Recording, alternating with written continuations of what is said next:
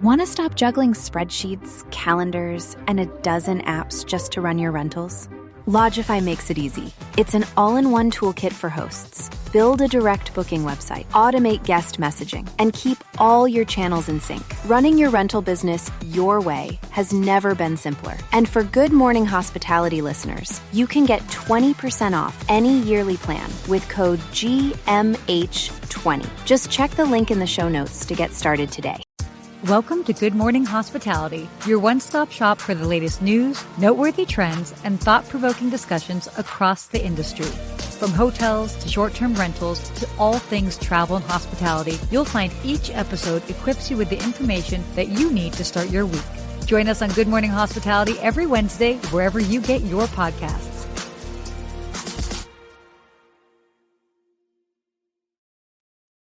Stop it, son. Good morning, Sarah. Well, good afternoon. Can you hear that? I hear announcements going out for the first time in all the morning that we've been on the show. But why don't we start with where are you, Sarah? Where are you? Yeah. Well, I happen to be on a Cunard ship. So for those that know the cruise industry, I'm on a Cunard ship called Queen Anne, and we are exploring the Norwegian fjords. So I'm here. It's about 4 p.m. in Norway. There's some people around me, so I'm not going to be totally loud. But yeah, it's amazing. It's so great to be here. I love that you're on the cruise and you're here live with us. It's amazing to see. Mm-hmm. And I know that, listeners and viewers, Wi-Fi on cruises can be a little shady, but right now it's holding strong, and I'm happy Sarah's here with us. So yes, tell us where you're watching from. She's in Norway. I'm here in the headquarters in Miami. And we got Lou watching from Charleston, and he said it is 112 degrees there. At least it feels that way. Oh, your free steam room and sauna for you. And he's always cheering your travels on, Lou. So thank you. But I think we have some big news to share, right? Should we share that news here? Do. Yeah, fresh out the gate. We absolutely should. So for you guys, I'm sure you've seen our post online, but it is official. Skift has acquired Hospitality FM. And if you're familiar, Good Morning Hospitality is part of Hospitality FM. So that means this podcast is officially part of Skift, which is exciting. A Skift podcast. Yeah. So look at us. Look how far everyone's come on this Good Morning Hospitality team. I think we could say are we officially Skift podcasters? I think so. Yeah. So I'll take it. Amazing. Look at us. Me too. Look at us, Sarah. Oh my gosh. I love it. I love it. Jenna is saying it's 112 degrees. Oh my gosh. It is hot everywhere. I'm here in Miami. You just got to embrace the sweat. That's what you got to say. Paul Manzi. I don't know how you do it. How you do it. I will say, speaking of weather, coming here and thinking like, okay, it's Norway. Like, what's it going to be like? It's been pretty mild. I've got beautiful turquoise waters right out here. I mean, the topography is fantastic. So, by the way, if anybody wants to take a peek as far as what they can expect in Norway, or certainly on this particular cruise, check out my Instagram. Not trying to do a plug, but that's what's happening. Of course. Listen, no, it's really cool. It's beautiful. It makes me want to go travel there too. You're always inspiring people to travel. And we got Kate wishing us a congratulations. Thank you, Kate, for being a part of the show. Christopher is saying good morning from, where is this? Oh, in Maryland. I don't even know how to say that. Linthicum Heights. Linthicum Heights. All right. Good to see you. And thank you very much, Christopher. We're excited to be a part of that Skift crew. And listen, it's because all of you here are watching and listening and interacting that it creates so much value for everybody, and we appreciate you being here with us. But I know that you are on your cruise, and we don't want to lose you on this Wi-Fi. So while the Wi-Fi is strong, why don't we get into some news today? Yeah, let's go ahead and get started here. So, first off, we can talk about what's going on with Hilton. Hilton's pushing for direct sales by targeting small business travelers, which is really interesting to see. Again, we're talking about small and medium-sized business travelers. We've talked about this in weeks past as far as how business travel is continuing to go strong. But what's interesting is that they're really targeting pricing, improved sort of like onboarding and streamlining booking tools. So when we're talking about targeting these small and medium, businesses, it's that whole booking process for them for business travel. It was interesting because we talked about this, I think, like couple of months ago, maybe like a couple of quarters ago, where they had announced they were going to create a new like small business portal where your company could sign up, and they would make it easy to book things like meeting rooms and amenities. Exactly. So they've said now a couple 100,000 people have signed up. So it's not part of like the millions and millions they have in their Hilton Honors, but a couple 100,000 people signing up, and they're seeing how they're doing this. It makes a big difference, especially looking at that profit and loss statement, and you're not having to pay as many commissions to all the OTAs. That's money that goes straight to your bottom line. So I can see why Hilton is really pushing this direct sales of these small business travelers to say, hey, guys, we'll take good care of you. Sign up in our portal.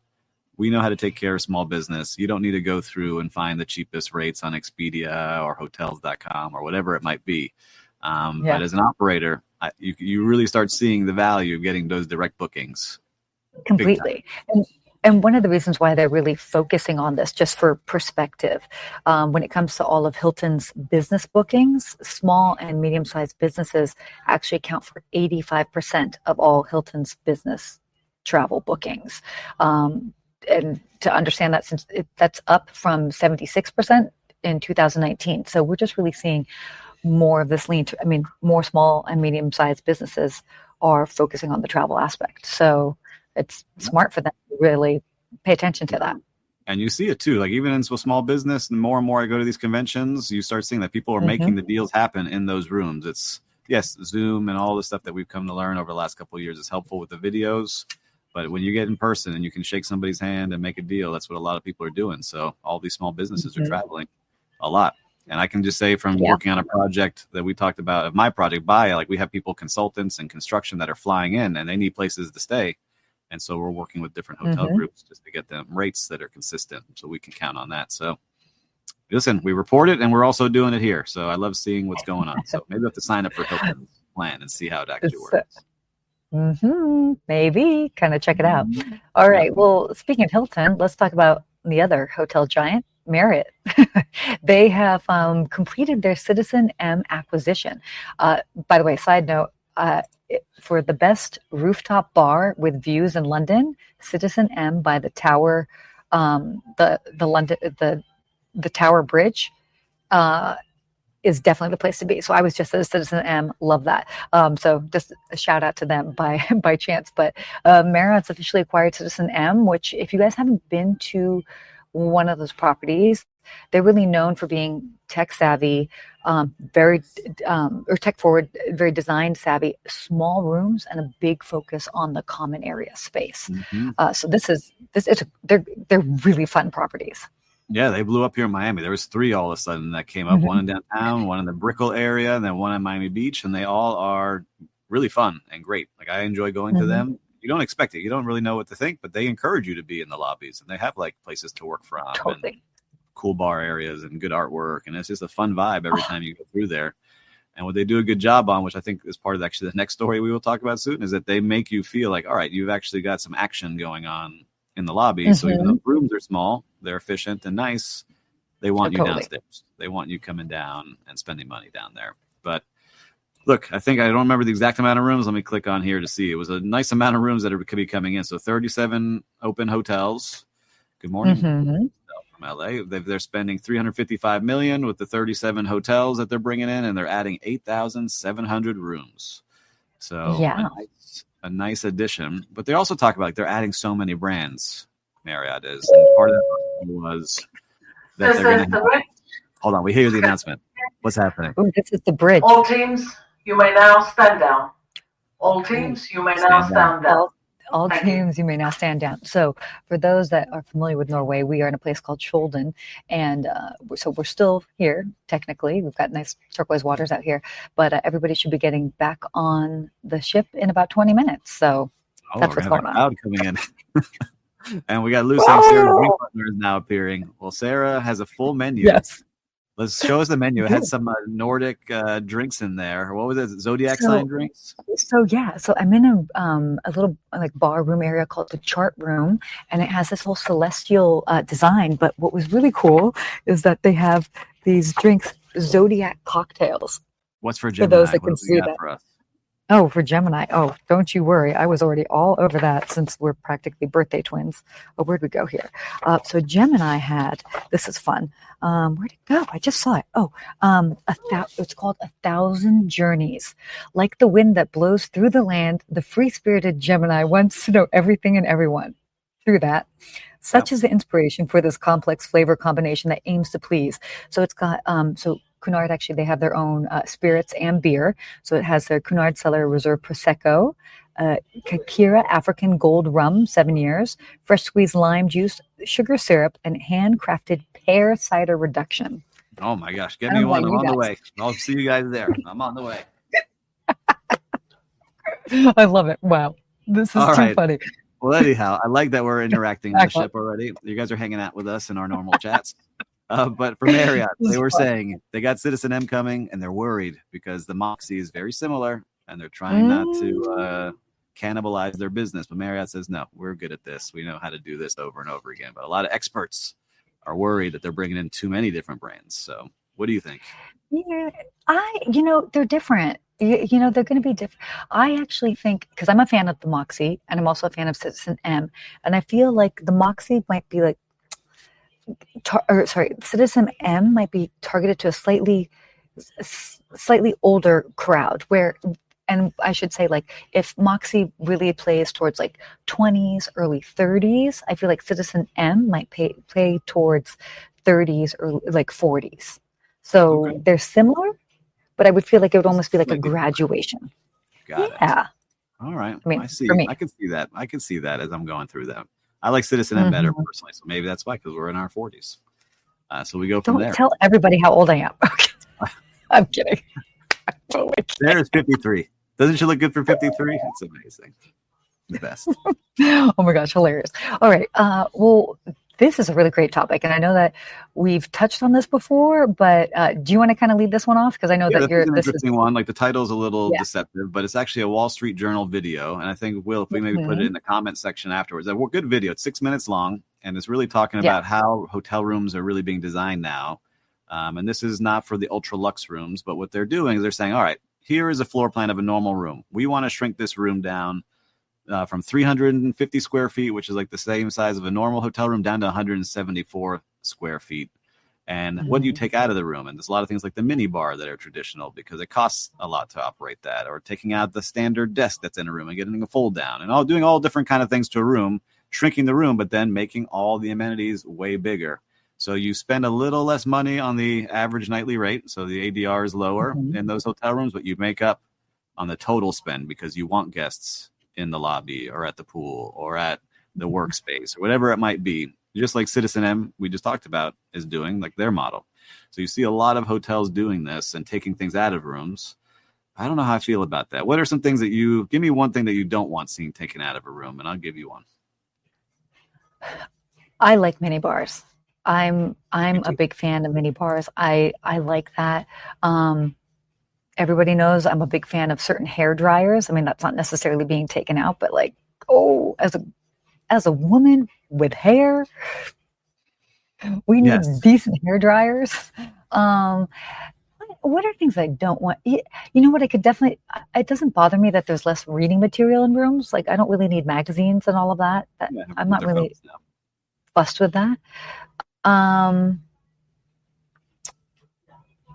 as you're thinking, one thing they mentioned in this, one thing they mentioned that they're going to take out of rooms a lot is the iron and ironing board, and that they're going to put it in a communal space. And I'm like, well, I don't want to wake up and then realize I have to go iron my shirt in a communal space, right? So that was one thing that I don't want.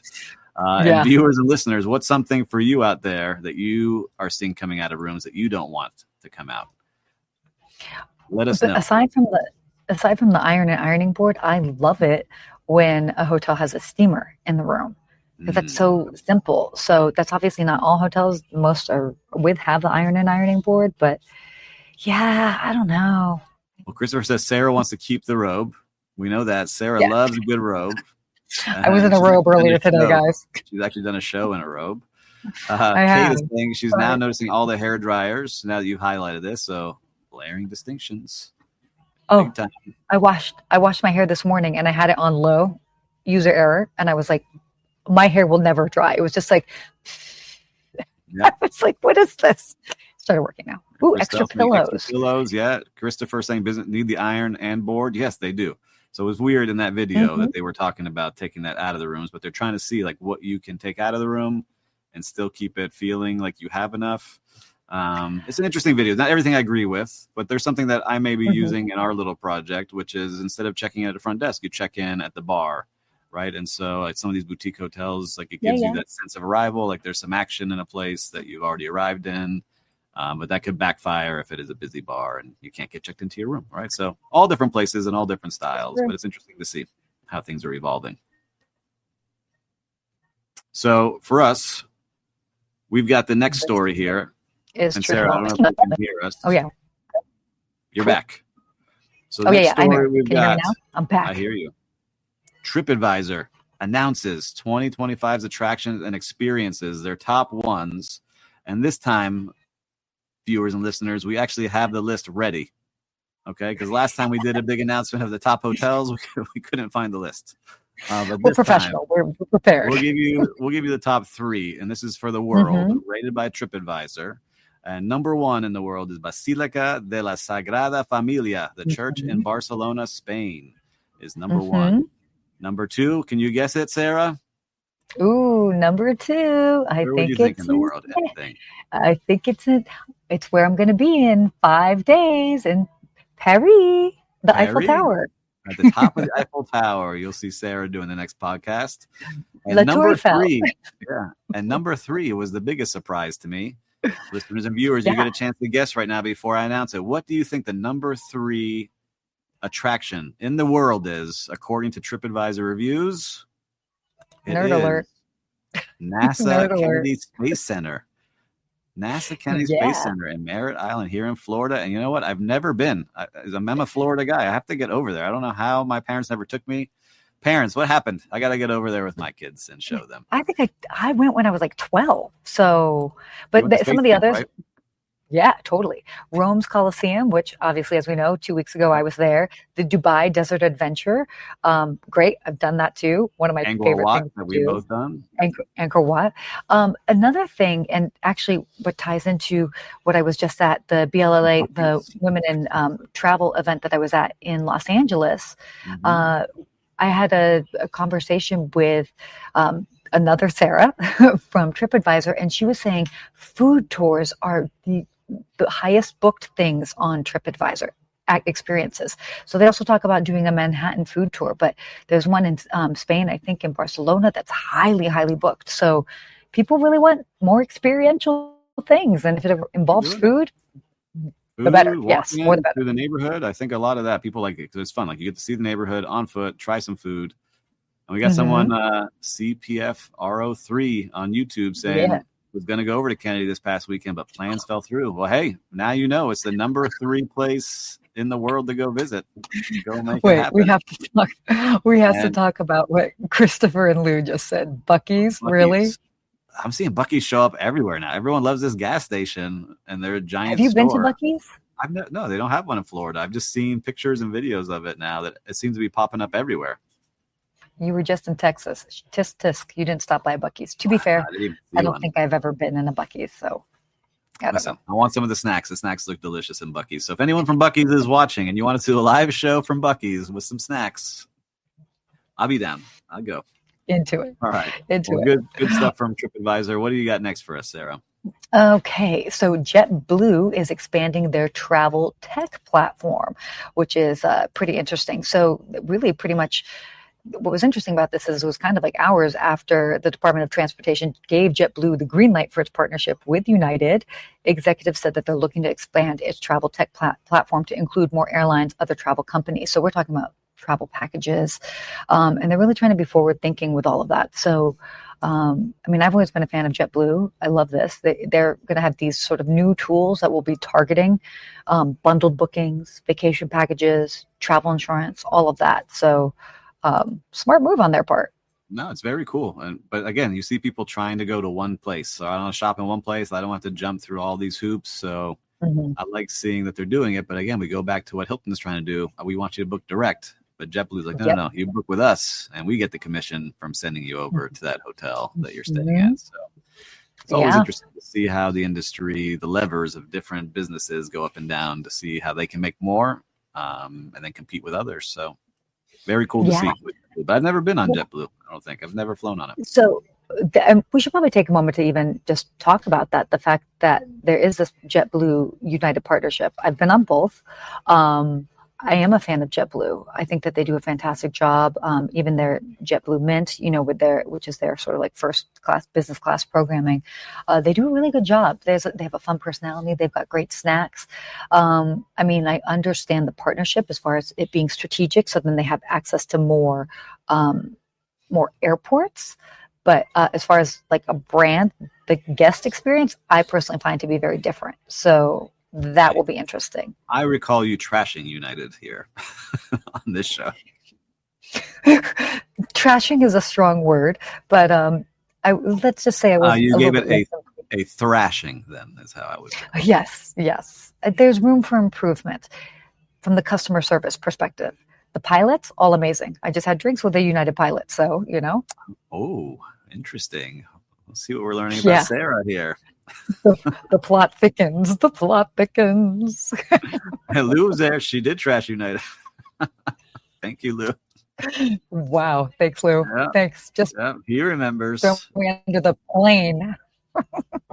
All right. Well, are you going to get kicked off of this ship if you talk about this next story?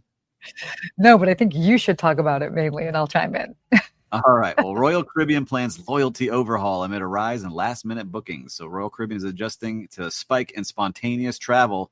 The cruise line plans to update its loyalty program to retain high-frequency travelers.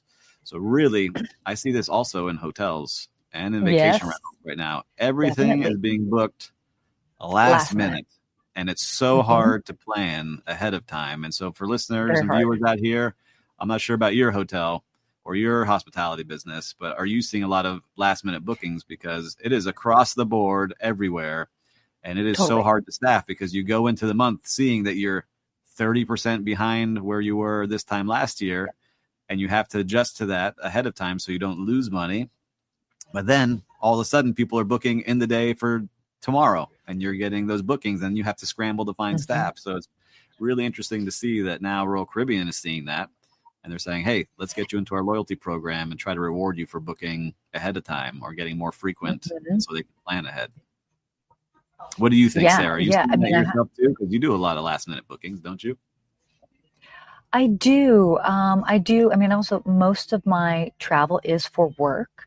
But when I can book something last minute for myself, it definitely happens. What I have seen, especially when it comes to flights, I've got a couple of these big flights coming up and I'm seeing it's not full. And then towards the last minute, it definitely fills up a lot more. So, the trend is across the board. People are booking last minute for sure.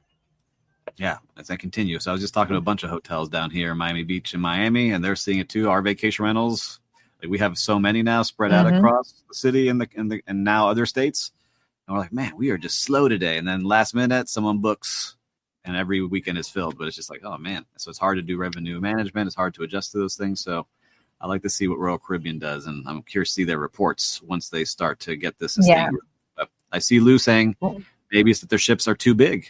But they are gigantic ships. And so maybe they are having a harder time filling it. But it doesn't sound like they're having trouble filling it. It's like, let's get it filled ahead of time, which is harder. And then Christopher is saying same thing with meetings and conferences are a lot of short bookings too. Yeah, some of those smaller meetings and mid-tier events that they book last minute, within a month. That they're booking events in a month out is crazy sometimes. And those last minute meetings, I've done it too. So, very interesting to see where all this goes. Oh, I love this comment that Lou just shared. People have been booking the last 90 days for cruises to see if they can get a deal. Absolutely. That's a big thing. That's huge. Where's the captain of your ship? Let's ask them what's going on. Let's get some on the streets reporting. No? If I can easily grab the captain of the ship, that might be a problem. Yeah, I'm the captain now. Where'd he go? And Chris even with sitters for weddings and events, not a good idea. Right? Yeah. I'm sure you're hard because I know you do a lot of the sitters for everybody, and it's hard to get those people because they're going to book ahead of time. They want to see their schedules filled and not wait for the last minute booking. Totally. Yeah, it's hard to adjust, but you get great deals. And now people know they have so many options. I could stay at a hotel. I could stay at a vacation rental. I could stay in a yacht, right? It could be a whole bunch of different things that you can stay in now. There's so many options of what they can do. Yeah. Oh, well, definitely. Yeah, we cover a lot all here. Right. I can't believe we got through all of our news stories. And for the did. That are just joining us right now, we said it at the top of the show, but I think we need to say again, because we're so excited, is that Good Morning Hospitality is now a streaming show and podcast for Skift. So Skift purchased Hospitality FM, and Will Slickers, who created this fantastic brand and worked so hard, is now part of the Skift team, and we are officially Skift podcasters. This is our first episode, and I love that we've had a great show today. Exactly. Even while traveling and on a cruise ship, very in theme, Yeah, and we even matched, they said. It's like amazing. We didn't even know we were matching today. We look great for this announcement. Making things happen today. We're just on the same page. So should we get into our real-time recap here? Yeah. Do you want me to go first? I don't know how my Wi-Fi is. Am I holding up? Wi-Fi is great. So tell us what you're seeing out there in the world of hospitality. I think it's only appropriate that I do a shout out to the team here on the Queen Anne with Cunard. This is my first sailing with Cunard. I will be doing a couple more over the next few months, but the staff has been exceptional. They're so accommodating. They're so wonderful. I mean, I have to say the thing that I love about cruise ships is that the staff is really, you've got everybody from all different places, and they really just understand hospitality to a different level, because again, you're on this sort of floating city, and there might be things that you don't have. It's not like you could just send somebody out quickly to a 7-Eleven to pick up something that you might not have on the ship. So they're really good. They're really creative. Always, the cuisine's elevated. They can easily accommodate any sort of dietary restrictions. So a shout out to the team here. It's been incredible. So I'm looking forward to practically living on a cruise ship for the rest of this year. I need to get on a cruise. I need a recharge cruise. I don't want to work, but I'm gonna see which one. Ooh, maybe we do. Maybe we do a Good Morning Hospitality from a cruise. Listen, we can make it work. I'm in. We can. Plant that seed. I like it. Well, let's do it. I need to make sure we do. I haven't been on the cruise in like over a year and change, and I love cruising, so it's time to come. But for my real-time recap out there, I'm going to give a shout out to the Betsy Hotel here in Miami Beach. It is on Ocean Drive, and a lot of people think Ocean Drive, oh man, like what hotels are there? This is a fantastic hotel on Ocean Drive. Stayed over the weekend for my dad's birthday, and it's just a great vibe with artists, and they have live music, and they have just cool photos everywhere. But the number one thing, of course, at any place we love is the service, and their team is fantastic. And I was sitting in the dining room looking out the window and just taking in the scene of what Miami Beach is at sunset. And right now, the city of Miami Beach is doing a great job of having the right crowds and the great crowds there. And it's just back to I feel like the golden era of Miami Beach is starting to come back. So really enjoyed that weekend stay there. So shout out to the Betsy. That is awesome. That's definitely on my list to check out the next time in town. So, and I will be there in September. So that's exciting. We'll go over to their spot. They got a good stuff going on. And Alberto Santana says the Betsy is a classic South Beach gem. And Lou says the same. I agree. The Betsy is really cool. Man, Betsy's getting a lot of love. You see? Mm-hmm. Let's see. I got to make some of my connections over there. I don't have any real good connections. So now we'll make some, Betsy. Yeah. All right. Well, let's get to our hospitality quote. Yes, let's do it. We got time for that? Yeah. All right. Perfect. So you can't do it unless you can imagine it, by George Lucas. It's so simple, but so true. Once we start playing in that world of letting our imagination just get creative and have fun, that's what hospitality is all about, is like having fun, surprising and delighting people. These terms may sound overused, but that's really what it is at the end of the day. So yeah, I love this quote. And so if we could put that quote back up on the screen, Will. Yeah. I want to give a shout out to you, Will, right? You imagined Hospitality FM. You had this idea. You reached out to people. You put it together. You built something amazing. And someone saw such great value in it that they said, we need this a part of our brand, and Skift acquired it. So congratulations to you on imagining it, putting it together, sticking with it. right? In all businesses, there's ups and downs, but if you can continue to imagine where you're going to go and where you're going to be, and you really schedule those things and put it out into the world, it happens. So true. Great job. And to any of you out there that have an idea, imagine it, schedule it, and then it becomes real, right? That's how I start thinking about things. And I know you do too, Sarah. So I like that quote. It's a good quote to end the show on today. And to everybody, man, welcome to the first time we do a Skift branded podcast here in Good Morning Hospitality. Very exciting news. Sarah, thank you for making the technology work on the cruise ship. I know you yelled at everyone to make sure that you could be on here today. And, to all the listeners and viewers, as always, if you found something valuable on the show, your friends will too. Make sure to share it. And until next week, what do we say, Sarah? Stay hospitable. Bye.